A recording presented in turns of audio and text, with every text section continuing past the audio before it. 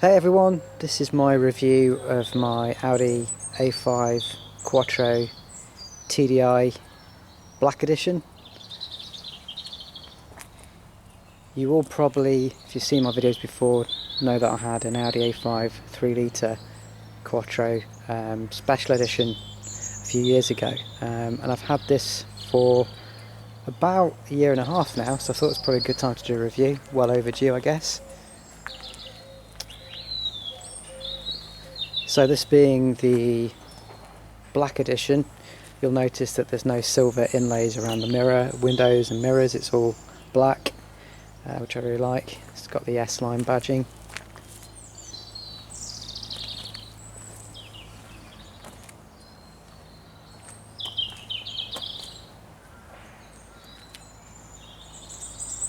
So it hasn't really changed a lot in design, other than the headlights and the rear lights look a little bit different, but the main design of the car is pretty standard. This is from 2014, this particular model. I bought this with 30,000 on the clock. It's now got 45. Just show you inside the boot. So got a few things in here, but it's got a decent space boot. Got the rear seat releases here, so you just pull that and the seat will fold back. They don't do it automatically, you have to push them back. But this has quite a deep boot. Got a little bit of a loading lip here, but nothing too bad. Underneath you've got a full spare tire. Let's move these out of the way so you can show you that. You've got a full-size spare, which is really good, which is quite rare nowadays.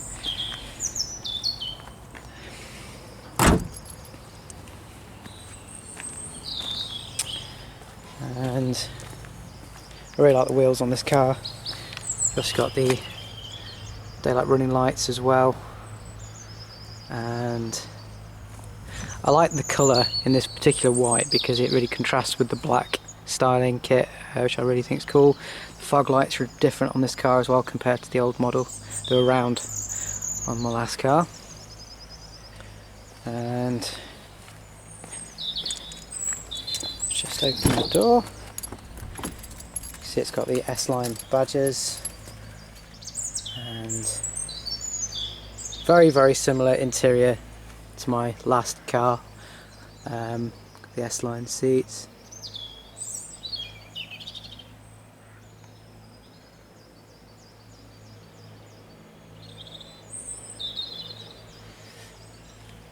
This one's, as well as my old one, still got the Bang & Olufsen speaker system. Quattro badge. Glove box. It's metal finish here. You can see there's metal finish on there.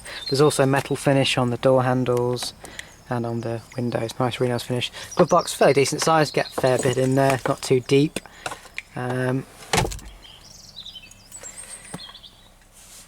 It's nice about the interior, it's got this black finish, this kind of, well, it's not matte black, but it's this plastic black rather than any wood trim or anything like that. I think it's pretty cool.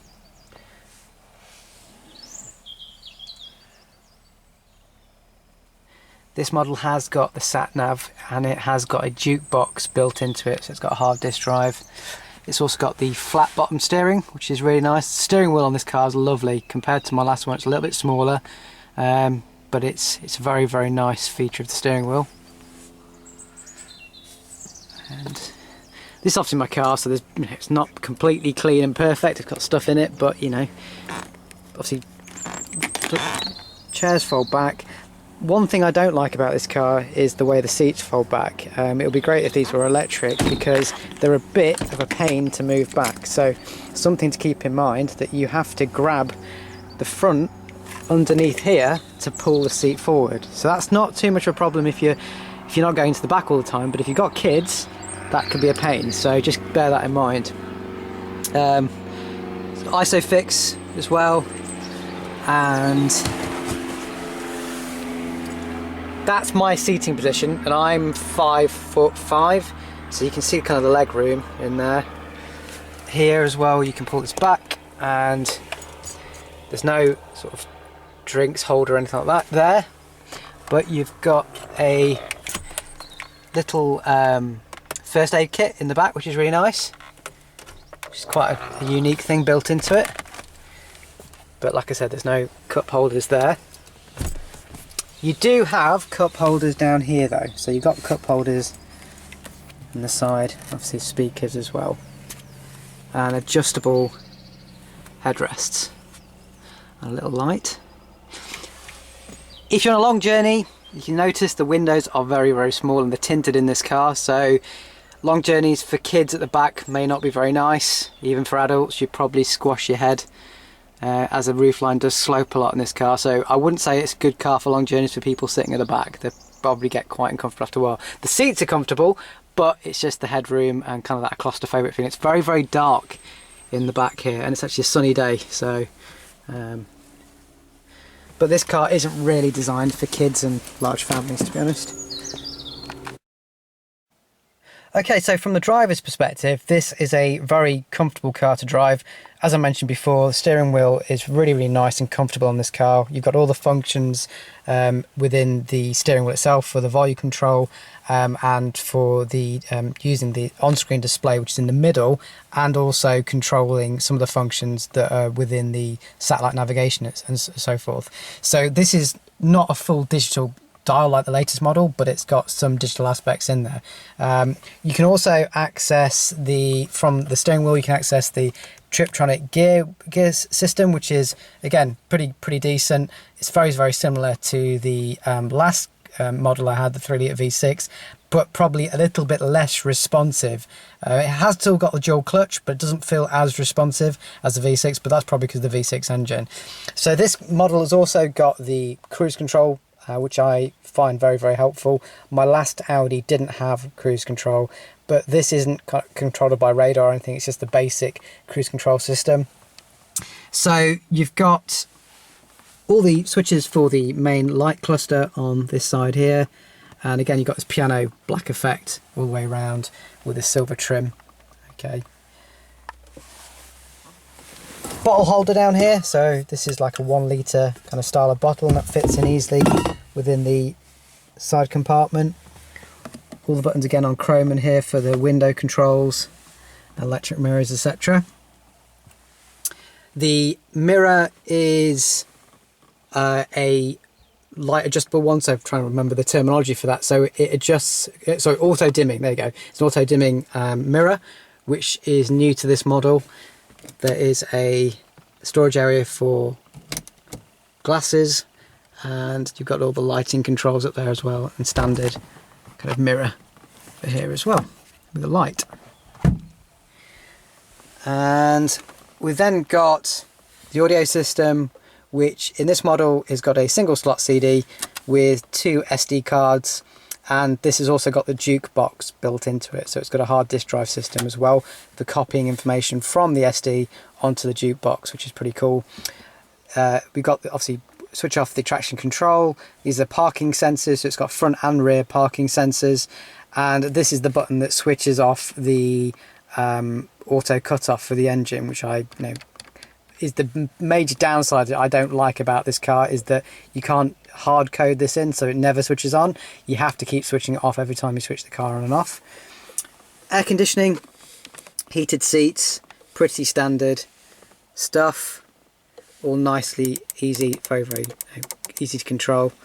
I know a lot of the new cars have got kind of full touch screen, which I don't particularly like. I like having these manual buttons for the heating, especially when you're driving. It makes life nice and easy. Little area here for your power supply, and a little storage area for some change. Gearbox has got a metal finish, and you can also switch it into Triptronic mode as well by pulling it into all the way down here and using it to go up and down, or depending on what you want to use, but I'd never use that feature, to be honest. We've then got the radio and media function, so you've got the volume control. Again, it's a metal button, so it's not cheap plastic, these are all metal. You've got the radio, media for the jukebox or anything, or want to control it from your phone, telephone function, then the sat nav, and then the menu system. Very, very nice, easy to control system. I really like this interface. It works really well, especially when you're driving, because the old car I had didn't have any of this, and you had to adjust it by reaching up, whereas this is nice. You can have your arm resting, and actually you can easily reach over it and adjust this. If I just switch the car on, so I'm just going to put the key in the ignition, hold the brake pedal down, we'll see it start up, and then you get the dashboard lights up, and you can see it on here. Done 44,000 on here. Just turn the stereo down a little bit, and then using the kind of mode selector on here, I can switch through, and if I press that, what am I doing wrong? Here we go. Put it into drive. So that's the sat nav kicking in. But if I press mode, I can use my telephone and go through the telephone different modes. I can then press mode again, and it goes into the radio. DAB radio on here is absolutely useless, but I seem to find DAB radios is useless on most cars. I can never really get any stations, but that's just a gripe of DAB radio rather than anything else. Press it again, and that goes back to sat nav. On the side as well, so if I press over here on this little handle here, if I just zoom out, if I press, I'm looking for it, so pressing up on that button there, you can see I'm just pressing up, and it's showing me how many miles I've done. That's going through the sat nav. So I'm averaging 36 miles per gallon at the moment. Okay, that's the last trip. So that's kind of the trip computer going through it. So I tend to find on the short journeys, I average around about 37 miles per gallon in this car. And on my last car, my 3-litre V6, that was usually around about 30 to 32. So just depending on long journeys, I get around at least 40 to 43, 44, depending on how hard I'm pressing the car. So that gives you an idea of the kind of average mileage as well.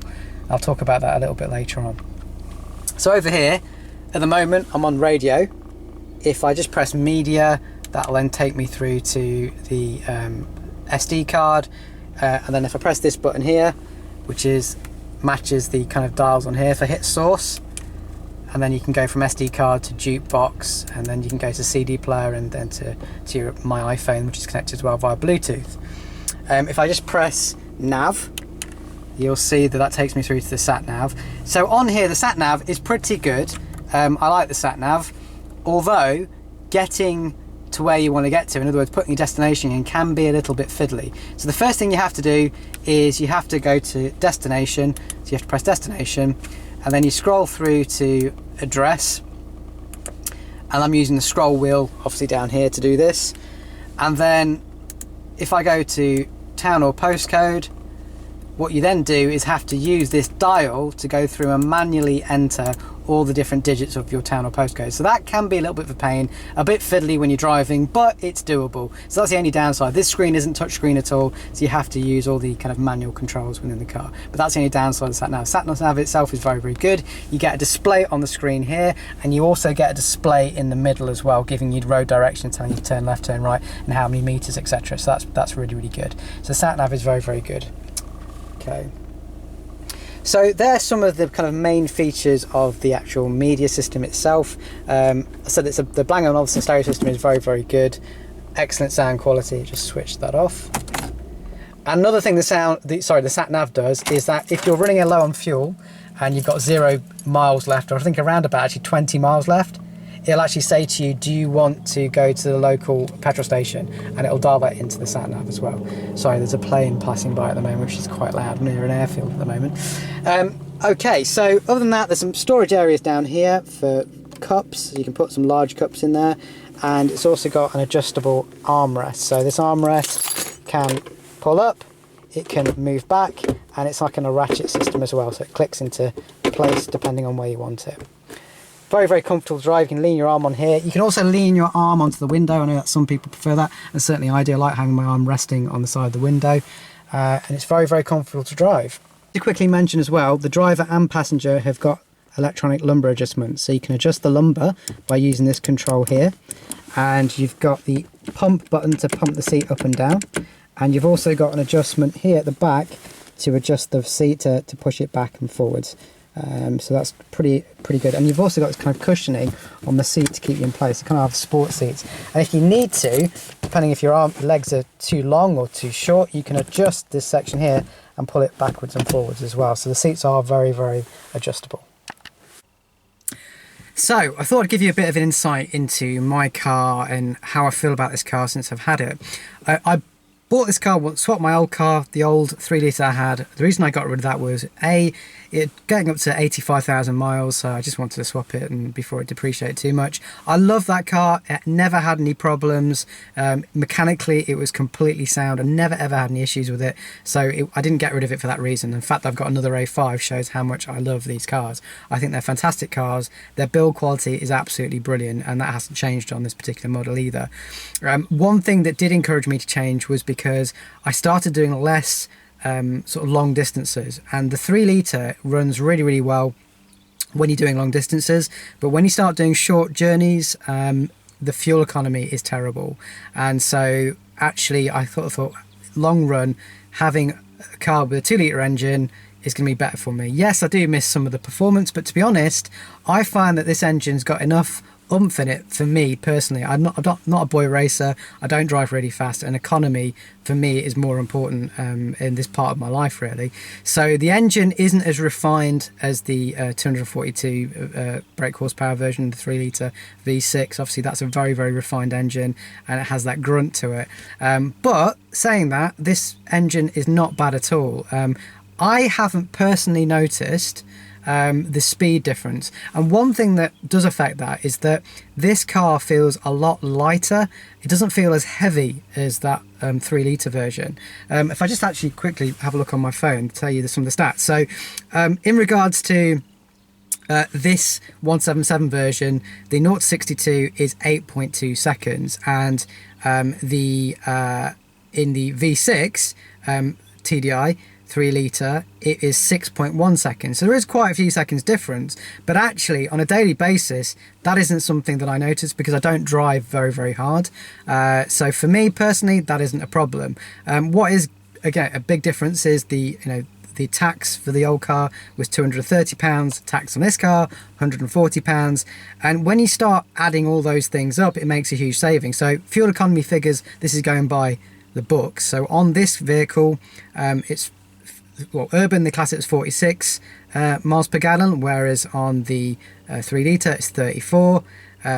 Extra urban 62 on this, 49 on the V6, and combined it's 55 in this, and on that it's 42. Now fuel economy is a big difference in this vehicle.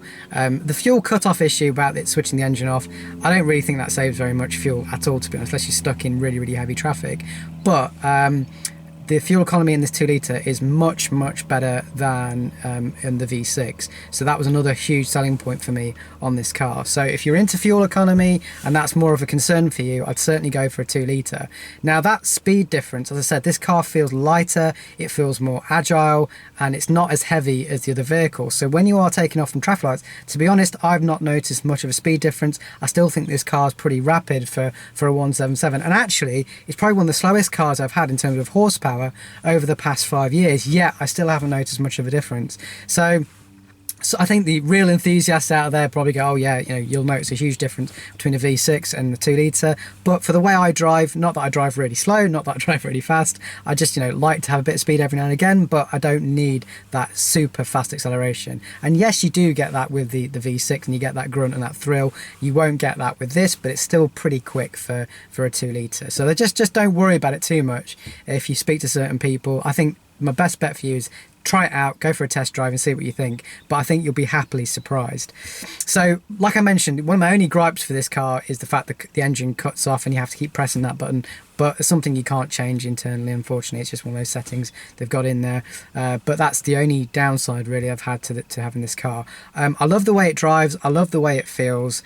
I said I haven't had any issues in this in the year and a half I've had this. I had it with 32,000 on the clock, and I've now done just under 45, and it's still tight as a drum. Nothing has gone wrong in here. The Quattro system works really well. I've had one winter where the Quattro really kicked in and really helped me out, and that's been brilliant.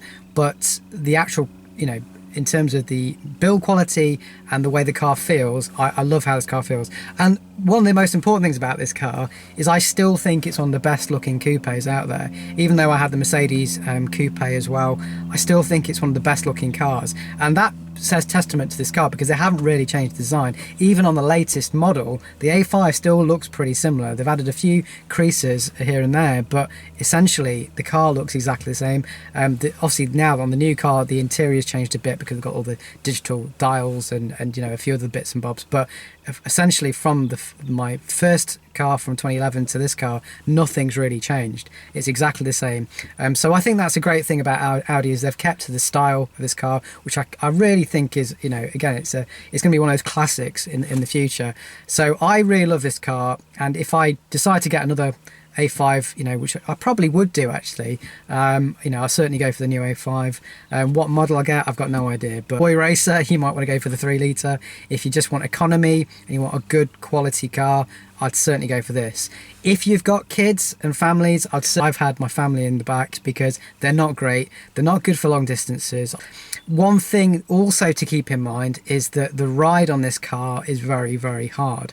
If you hit a pothole, you know about it. Even if you go on a road surface that isn't very even, you certainly know about it. So the ride quality is very, very hard. If you're doing long journeys, and you're certainly driving long journeys, you feel quite tired when you get out of this car because of the, you know, rattling around. You kind of do wobble around a lot with the stiffened suspension. So if that is a consideration of yours, I certainly wouldn't go for the S-Line variant of this type of car. You can get Quattro SE, which will have softer suspension, but the S-Line has got the lower suspension, the bigger wheels, which has got a lower tread, which means you feel more of the road. And to be honest, I'm heading into my 40s now, and comfort is a big thing. You don't really think about it sort of 5-10 years ago, but actually the older you get, kind of more comfortable you want to be. So I'm actually looking my next car to be more comfortable than this, because although I love this car, I love the way it looks, it does bother me a little bit the fact that I can feel all the kind of bumps and jitters in the road. So if that is a concern for you, again, you know, maybe think about something else. If it's not, if you love the look of this car and you love the feel, certainly go for one. Test drive it before you buy it. But yeah, it's a great vehicle. If you've got any questions, guys, as always, leave them in the comments below. I shall catch you soon.